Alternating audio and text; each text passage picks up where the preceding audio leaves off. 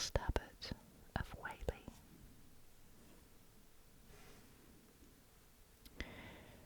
Now this time I'm going to use a pointer, which is a request from a subscriber. So I'm going to do that for you today.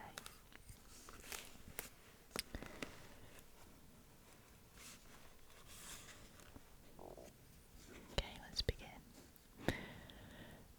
There were 8 watchers by the beacon on Pendle Hill in Lancashire.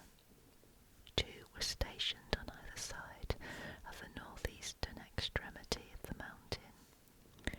One looked over the castled heights of Clitheroe, the woody eminences of Bowland, the bleak ridges of Thornley, the broad moors of Bleasdale, the trough of Bowland and Wolf Crag, and even brought within his ken the black fells overhanging Lancaster. The other tracked the stream called Pendle Water, almost from its source, amid the neighbouring hills, and followed its windings through the leafless forest until it united its waters to those of the Calder, and swept on in swifter and clearer current to wash the base of Whaley Abbey. But the watcher's survey did not stop here. The sharp spire of Burnley Church, relieved against the rounded masses of timber constituting Townley Park, as well as the entrance of the gloomy mountain gorge known as the Grange of Cliviger. His far-reaching gaze passed over Todmorden and settled upon the distant summits of Blackstone Edge. Dreary was the prospect on all sides. Blackmoor, Bleakfell, straggling forest, intersected with sullen streams as black as ink, with here and there a small tarn or moss pool with waters of the same hue. These constituted the chief features of the scene. The whole district was barren and thinly populated. Of towns, only Clitheroe, Colne and Burnley, the latter little more than a village, were in view. In the valleys there were a few hamlets and scattered cottages, and on the uplands an occasional booth, as the hut of the herdsman was termed.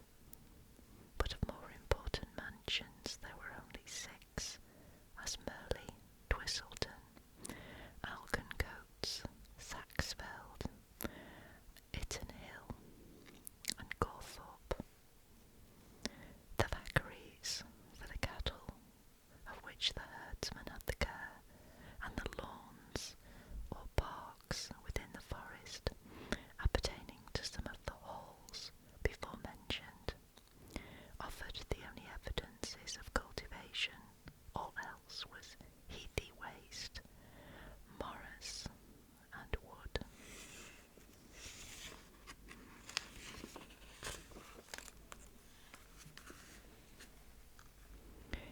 Still, in the eye of the sportsman and the Lancashire gentlemen of the 16th century were keen lovers of sport. The country had a strong interest. Pendle Forest abounded with game.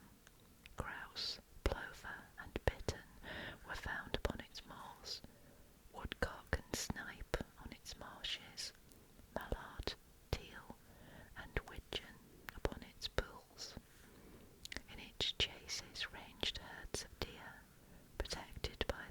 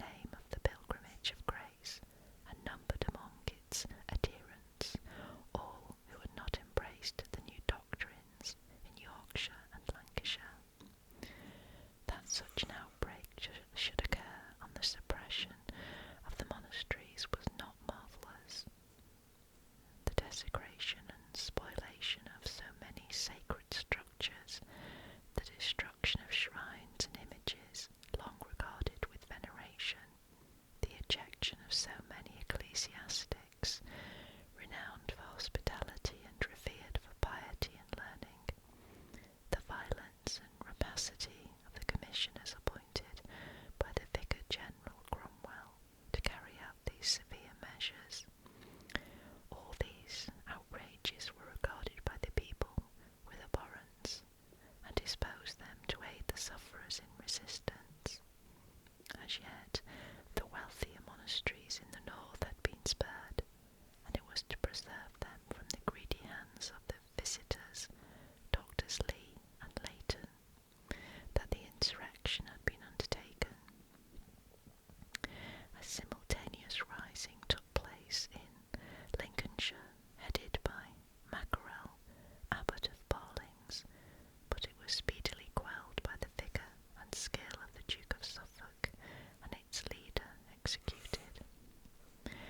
But the northern outbreak was better organised and of greater force, for it now numbered 30,000 men under the command of a skilful and resolute leader named Robert Aske. As may be supposed, the priesthood were main movers in a revolt, having their especial benefit for its aim, and many of them, following the example of the Abbot of Barlings, clothed themselves in steel instead of woolen garments, and girded on the sword and the breastplate for the redress of their grievances and the maintenance of their rights. Amongst these were the abbots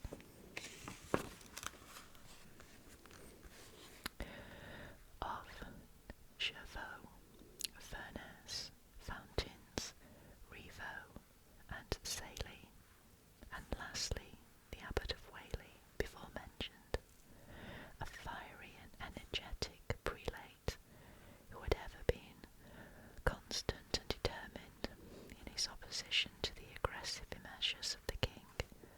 Such was the pilgrimage of grace, such its design, and such its supporters. Several large towns had already fallen into the hands of the insurgents. York, Hull, and Pontefract had yielded.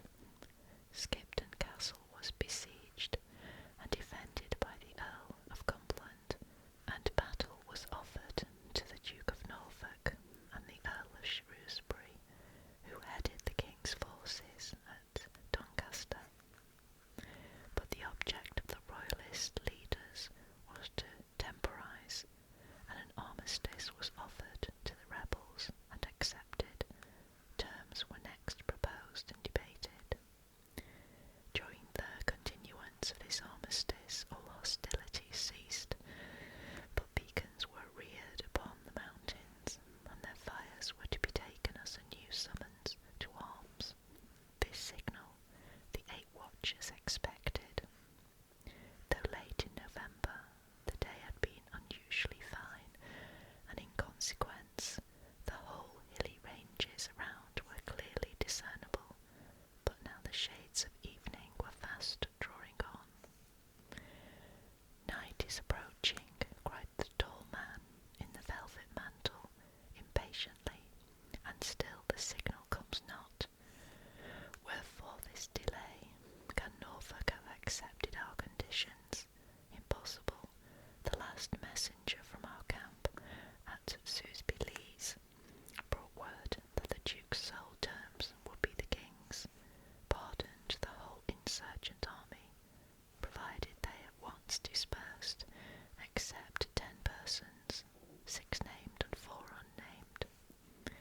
"And were you amongst those named, Lord Abbot?" demanded one of the monks. John Paslew, Abbot of Whalley, it was said, headed the list,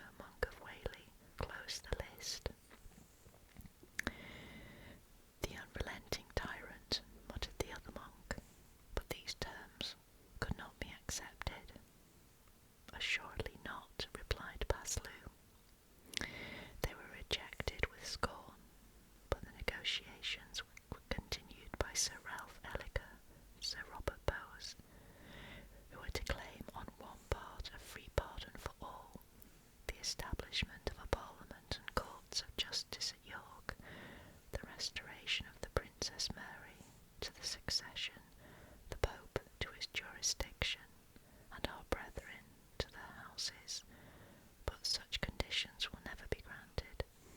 With my consent, no armistice should have been agreed to.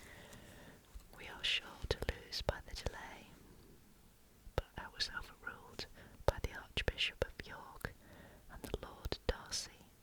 Their voices prevailed against the Abbot of Whalley, or, if it please you, the Earl of Poverty. It is the assumption of that divisive title which has drawn upon you the full force of the King's resentment, Lord Abbot, observed Father Eastgate. It may be, replied the Abbot, I took it in mockery of Cromwell and the ecclesiastical commissioners, and I rejoice they have felt the sting. The Abbot of Barlings called himself Captain Cobbler, because, as he affirmed, the state wanted mending like old shoes. And is not my title equally well chosen? Is not the church smitten with poverty? Have not 10,000 of our brethren been driven from their homes to beg or to starve? Have not the houseless poor, whom we fed at our gates and lodged within our wards, gone away hungry and without rest? Have not the sick, whom we would have relieved, died unattended by the hedge-side? I am the head of the poor in Lancashire, the redresser of their grievances, and therefore I style myself Earl of Poverty. Have I not done well? You have, Lord Abbot, replied Father Eastgate. Poverty will not alone be the fate of the Church, but of the whole realm. If the rapacious designs of the monarch and his heretical counsellors are carried forth, pursued the Abbot, Cromwell, Audley, and Rich have wisely ordained that no infant shall be baptized without tribute to the King, that no man who owns not above £20 a year shall consume wheaten bread or eat the flesh of fowl or swine without tribute, and that all ploughed land shall pay tribute likewise. Thus the Church is to be beggared, the poor plundered, and all men burthened, to fatten the King and fill his exchequer. This must be a jest, observed Father Haydock. It is a jest no man laughs at, rejoined the Abbot sternly, any more than the King's counsellors will laugh at the Earl of Poverty, whose title they themselves have created. But wherefore comes not the signal? Can aught have gone wrong? I will not think it. The whole country, from the Tweed to the Humber, and from the Lune to the Mersey, is ours, and if we but hold together, our cause must prevail. Yet we have many and powerful enemies, observed Father Eastgate, and the King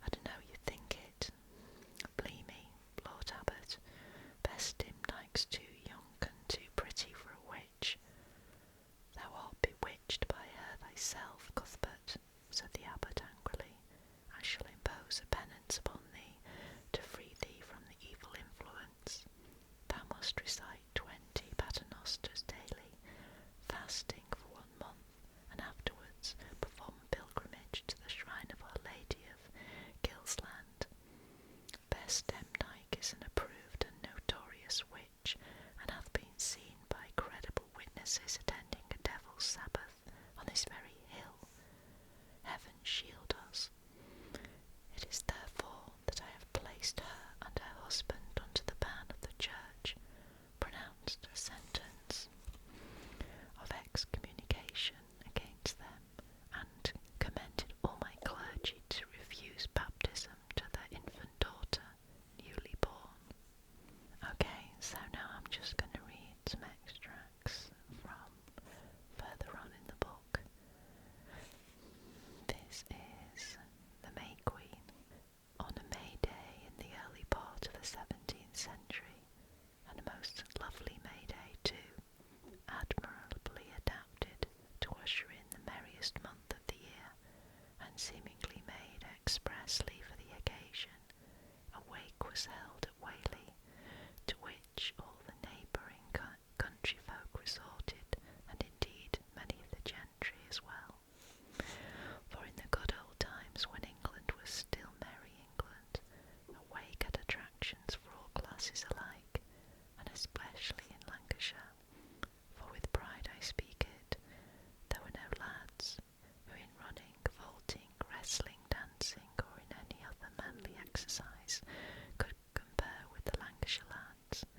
In archery above all, none could match them, for were not their ancestors the stout bowmen and billmen, whose cloth-yard shafts and transient weapons won the day at Flodden, and were they not true sons of their fathers?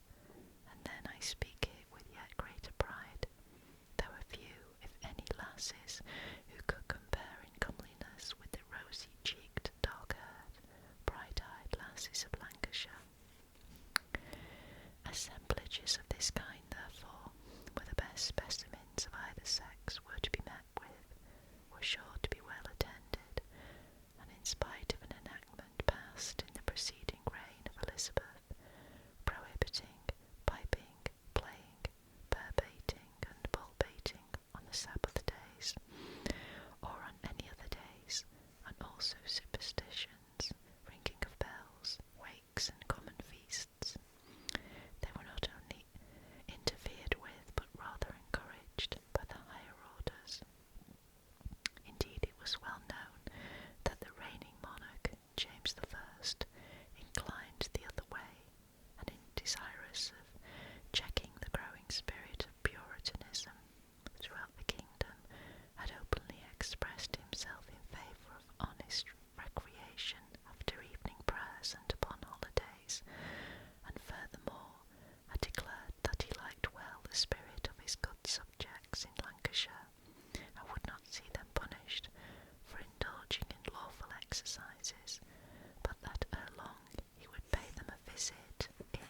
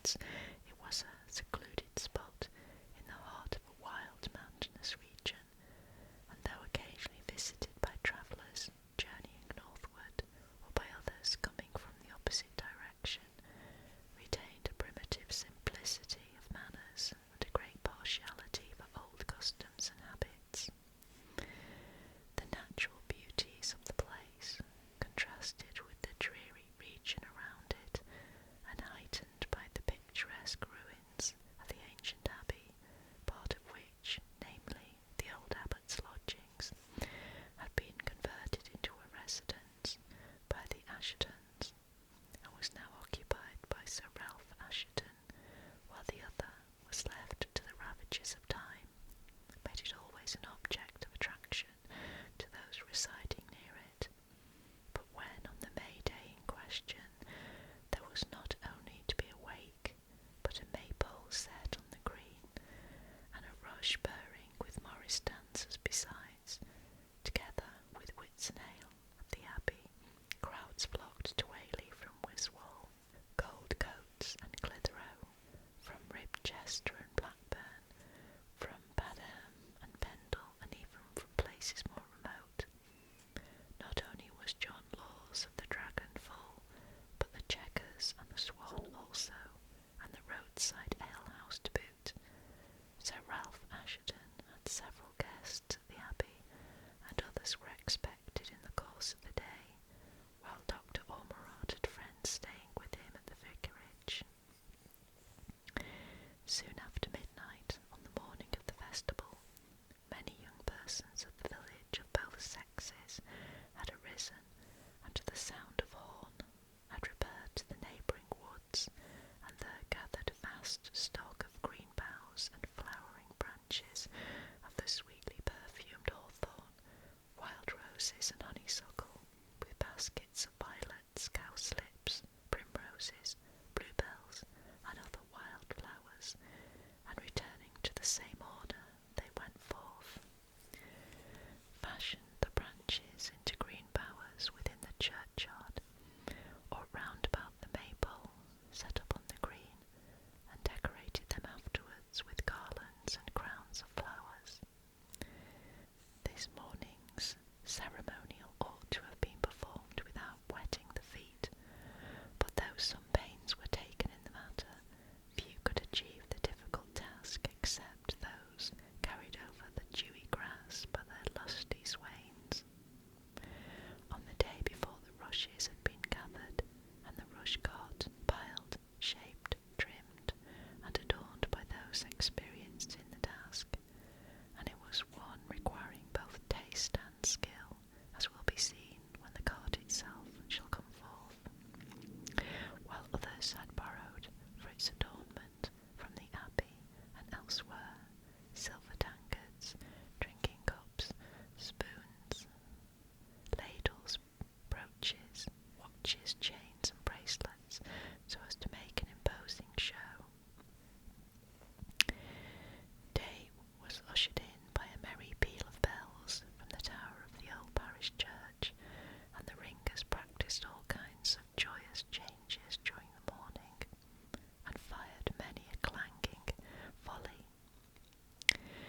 The whole village was early astir, and as these were times when good hours were kept, and as early rising is a famous sharpener of the appetite, especially when attended with exercise, so an hour before noon the rustics one and all sat down to dinner, the strangers being entertained by their friends, and if they had no friends, throwing themselves upon the general hospitality. The alehouses were reserved for tippling at a later hour, for it was then customary for both gentleman and commoner, male as well as female, as will be